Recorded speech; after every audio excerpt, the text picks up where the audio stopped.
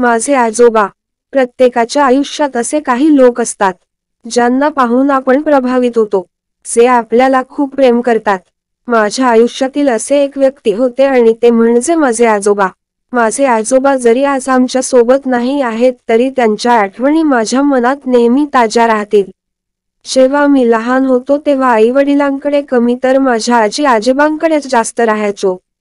मला माझे आजोबा खूप आवडायचे कारण ते कोणतीही गोष्ट असो मला नको म्हणायचे नाही.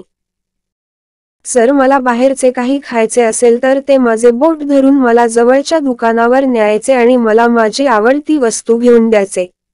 माझे आजोबा मला कधीच विनाकारण रागवायचे नाहीत. जर पप्पा मला कधी काही बोलायला लागले तर ते पप्पांवर रागवायचे, त्यांना सांगायचे की मुलगा लहान आहे, त्याला प्रेमाने समजावं. मी देखील माझ्या आजोबांची प्रत्येक गोष्ट ऐकायचो. माझ्या आजोबांचे शिक्षण ग्रॅज्युएशन पर्यंत झाले होते, परंतु त्यांनी नोकरी करण्याऐवजी स्वतःचे नाश्ता हॉटेल टाकले होते.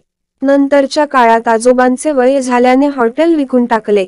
माझे आजोबा धार्मिक स्वभावाचे होते. त्यांनी मला व माझ्या आधी माझ्या वडिलांना चांगले संस्कार दिले होते. लहान असताना ते मला दररोज सकाळ संध्याकाळ मंदिरात न्यायचे. मंदिरात दर्शन घेऊन ते मला बागेत खेळायला घेऊन जात असत. संध्याकाळी घरी आल्यावर आम्ही सोबत जेवण करायचो. मी नेहमी माझ्या आजोबांसोबत झोपायचो.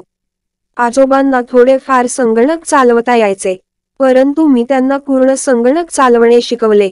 आजोबा मला त्यांच्या काळातील अनुभव सांगत असत. अनेक जुन्या बोधकथा त्यांनी मला सांगितल्या आहेत. दररोज रात्री झोपण्याआधी ते माझा अभ्यास घेत असत. मला अभ्यासात असणाऱ्या समस्या ते सोडवून देत असत. माझे आजोबा खूप प्रेमळ स्वभावाचे, ते इमानदार व सर्वांचा आदर करणारे होते. मोठ्यांचा आदर, मेहनत व इमानदारीची शिकवण त्यांनीच मला दिली. खरोखर माझे आजोबा खूप चांगले होते. मी जेव्हा एकटा असतो तेव्हा मला त्यांची खूप आठवण येते. स्वामी समर्थ. भक्ती.